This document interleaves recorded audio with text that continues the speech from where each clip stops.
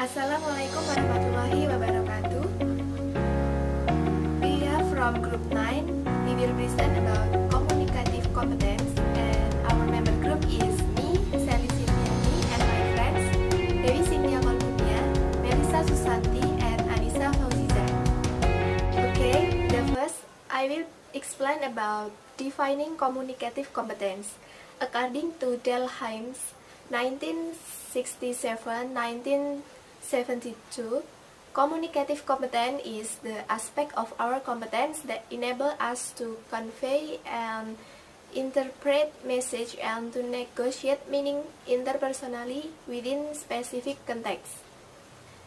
And according Komsky 1965, communicative competence is the account suffixly for the social and functional rules of language. According to Savigon 1983, communicative competence is relative, not absolute, and depend on cooperation of all the participants involved. The next, according to Paulston 1974, communicative competence distinguishes between linguistic and communicative competence. So, linguistic competence is knowledge about language form, and communicative competence is knowledge that enables a person to communicate functionally and interactively. According to James Cummins 1979, 19 and 18, cognitive or academic language proficiency or CALP is the dimension of proficiency in which the learner manipulates or reflects upon the surface feature of language. And basic interpersonal communicative skills or BICS is the communicative capacity that all children acquire in order to be able to function in daily interpersonal exchange. According to Cummins letter 1981, there are two contexts, namely is context reduced and context embedded. Context reduced is the dimension of considering the context in which language is used. And context embedded is face-to-face communication with people. According Michel Channel and Mail Swain 19 and 18, there are four components of communicative competence. The first, grammatical competence, is the aspect of communicative competence that emphasizes knowledge of language, lexical item, and of rules of morphology, syntax, sentence grammar, semantic, and phonology.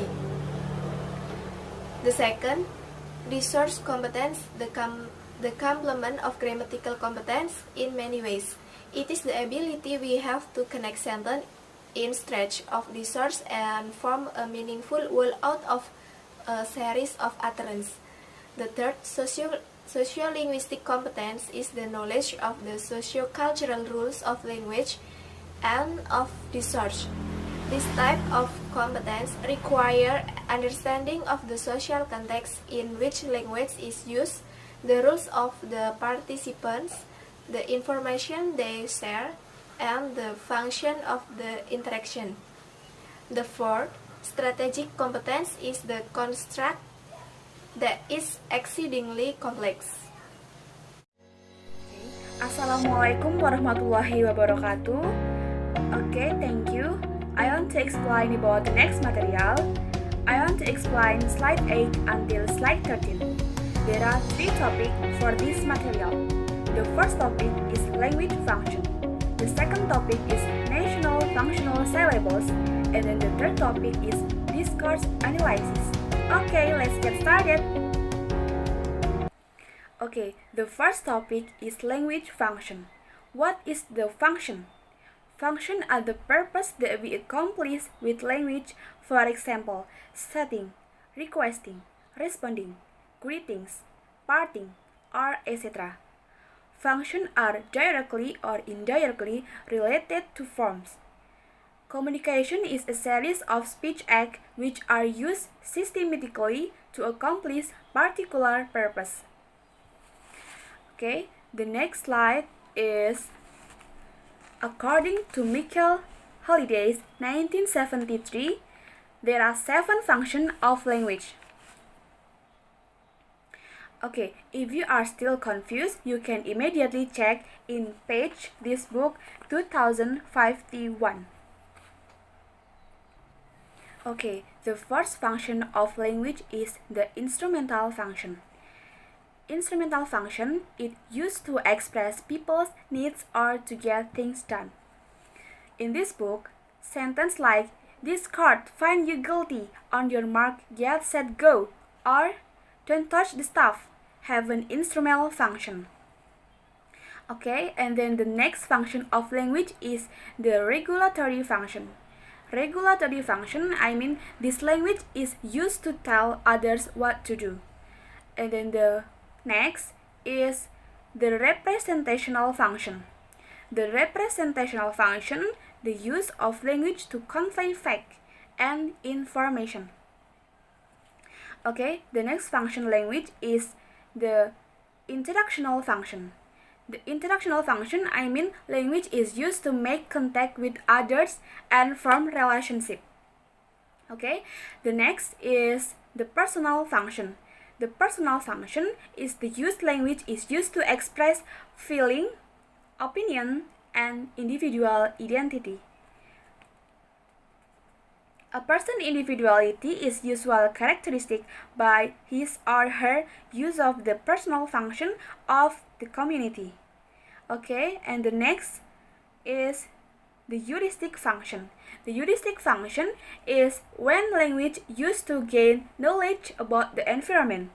Okay, the last function of language is the imaginative function. The imaginative function, I mean, in this language is used to tell stories and jokes and to create an imaginary environment. Okay, the next slide is the national functional syllables. What is the nation? Nation are refer both to abstract concepts such as existence, space, time, and quality, and situation or context such as travel, health, education, shopping, and free time. Okay, what is the function? Function are referred to such function or acts as denying, declining an invitation, asking permission, apologizing, or etc. Okay, the next slide is discourse analysis. Language is more than a sentence level phenomenon. I mean, in this book, discourse analysis is the examination of language used by members of a speech community. It involves looking at both language form and language function and includes the study of both spoken interaction and written text. Okay, I think this material is enough. The next material will be delivered by the next presenter. Thank you. Hey, I'm Anissa. In here, I want to explain about conversation analysis. Okay, rules of conversation are important aspects of communicative competence. Nevertheless, they have been ignored by the traditional foreign language curriculum. And attention getting, topic termination, topic nomination, and topic development. Okay. What is the meaning about attention getting, topic termination, topic nomination, and topic development? Right now, each language has verbal and non-verbal signals for termination.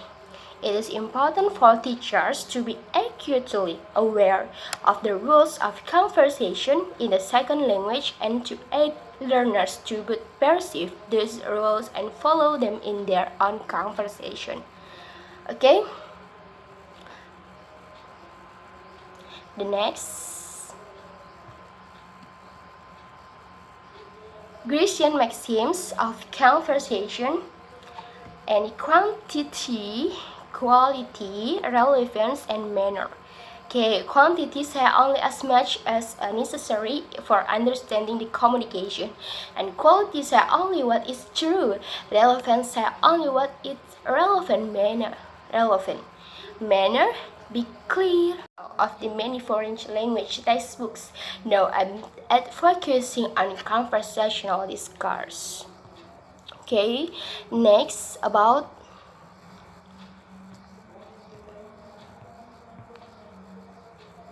pragmatics and implied in both discussion of language functions, discourse analysis, and conversation rules.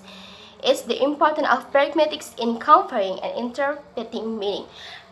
Pragmatic constraints on language comprehension and production may be loosely thought of the effect of context on string of language. Even consider following conversation.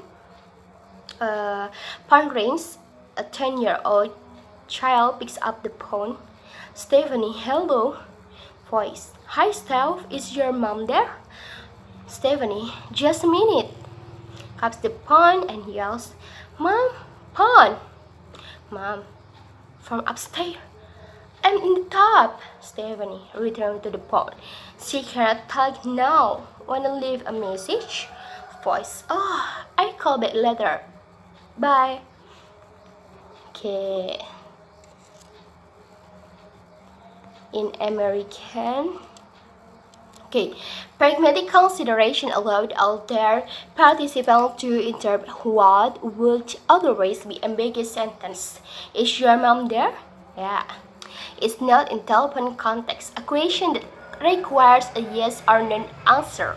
Stephen is just a minute. Confirmed to the caller that her mother was in that home and let the caller know that she would either A. Check to see if she was home and or B. Get her to come to the phone. Then Stephanie's mom phone was easily interpreted by her mother as someone is on telephone who wants to talk with you. Mom responded otherwise a rather word of bit of information. In fact, informed Stephanie that she couldn't come to the phone, which was the convey to the caller.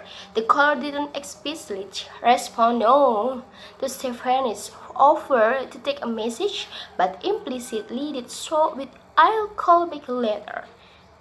Okay? Nah, second language acquisition becomes an exceedingly difficult task when the socio-pragmatic and pragmatic constraints are brought to bear. Okay, I think enough. And the next slide can explain by Melissa. Thank you. Thank you so much for Anissa Fauziza and me, Melissa Susanti, will continue the material in the next slide. The material is about language and gender. Style and registers. Style varieties depending on the subject matter, audience, occasion, shared experience, and purpose of communication. Martin Jones, 190 and 67, classification of speech style in terms of formality, oratorical, deliberative, consultative, casual, and intimate.